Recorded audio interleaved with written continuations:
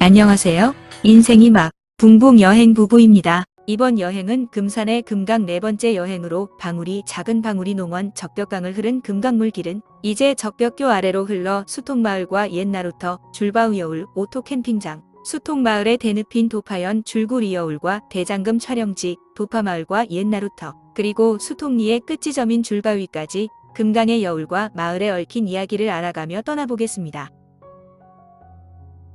적벽 아래쪽에 다리가 놓여 있는데 이 다리는 적벽교로 다리를 건너면 수통리 마을이 나옵니다. 지금의 시멘트 다리가 생기기 전 옛날 다리는 밧줄과 나무로 만들었고 경운기도 건너 다녔다고 합니다. 적벽교를 건너 다리 앞 금강변은 옛날 나루터가 있었다고 하며 금산 사람들이 이곳 나루터를 이용해 강을 건너 무주장을 보러 갔다고 합니다.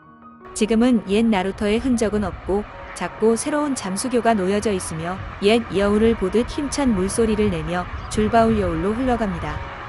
강 건너편 똥 너머에는 넓은 백사장이 있어 금강의 운치를 더했으나 산업화의 재료로 퍼다가 쓰면서 지금은 은빛 모래사장을 볼 수 없고 농경지로 사용되고 있는 모습이 보입니다.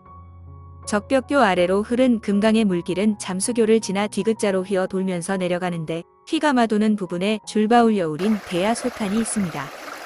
이곳도 옛날 하얗게 빛났던 백사장과 소리내며 흐르던 여울의 모습이었는데 2020년 8월 큰 비로 인해 용담댐에 많은 물을 방류하여 금강을 휩쓸고 지나가 무성한 잡초와 나무더미만이 황폐한 모습으로 변해 아름답던 금강의 경관을 볼 수 없게 되었습니다. 세월이 흘러 자연의 힘으로 다시 복구되는 날까지 우리의 강산을 잘 지켜야 할 것 같습니다.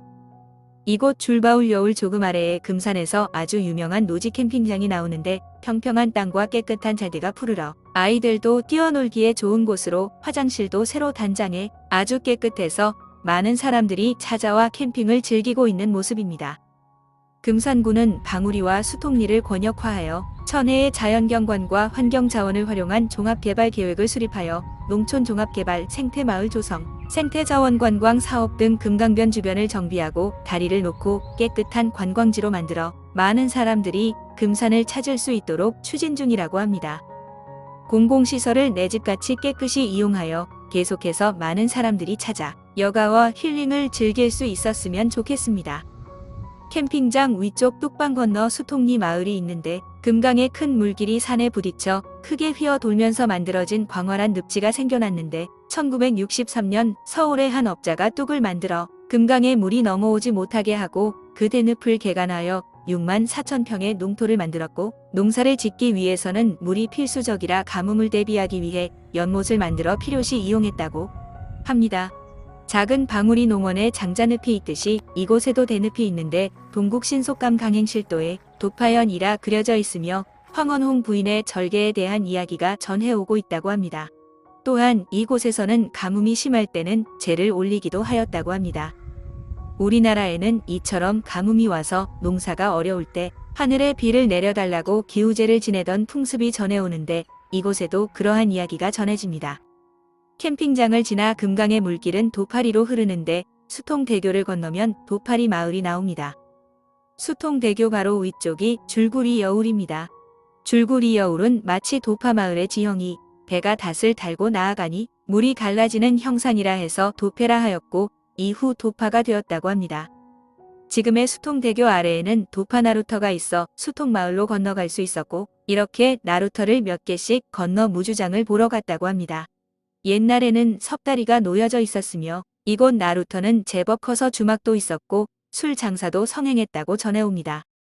수통대교 위쪽으로 조금 올라가면 물가에 마치 큰 물고기가 더위를 식히기 위해 물속에서 나와 물을 먹는 모습의 바위도 있습니다.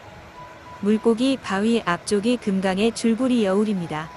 여울 옆에는 먹뱅이 바위가 있는데 옛날 이곳에 광풍루라는 이름의 서당이 있었다고도 하며 양기성이라는 훈장이 도파리 사람들에게 글을 가르쳤다고 합니다. 지금은 무너질 돌과 풀만이 흔적으로 남아있고 그 이야기만이 전해지고 있습니다.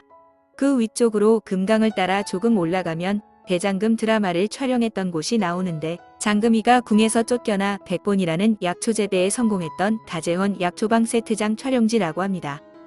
입구에 큰 소나무가 있고 조금 올라가면 다재원이라는 세트장이 있었다고 하며 그 오른쪽으로 돌아 올라가면 정자가 하나 보이는데 이곳에는 잠금정이라고 현판이 걸려 있습니다. 이곳에서 흘러내려가는 금강의 물길을 바라보면 정말 아름답고 시가 절로 나올 것 같습니다. 이곳도 촬영지였을 당시는 많은 사람들이 찾아왔으나 지금은 다재헌이라는 건물은 없고 무성한 풀만 자라고 있습니다. 다만 잠금정은 아직도 자리를 지키고 있어 이곳이 대장금 촬영지였던 것을 표시해주고 있습니다. 이제 줄구리 여울은 수통대교를 지나 양각산을 끼고 넓은 소에서 머무는데 이곳에도 쏘가리가 많이 서식한다고 하며 강가에서 바라보면 양각산에 붙어있는 두 개의 바위 줄기가 눈에 들어오는데 그 생긴 모습을 보면 마치 산에 줄을 그어놓은 듯하고 쌍칼같이 생기기도 하여 줄바위 또는 쌍칼바위라 부른다고 합니다. 이제 수통리의 끝지점 금강의 물길은 불이면 예미리로 큰 물소리를 내며 흘러갑니다. 지금까지 금산의 수통리로 흐르는 금강 물길 여행이었습니다. 이제 예미리와 신촌리, 평촌리로 흐르는 금강의 물길과 그곳에 만들어진 마을의 이야기를 따라가 보겠습니다. 감사합니다. 구독, 좋아요, 알림 설정으로 많은 격려 부탁드립니다.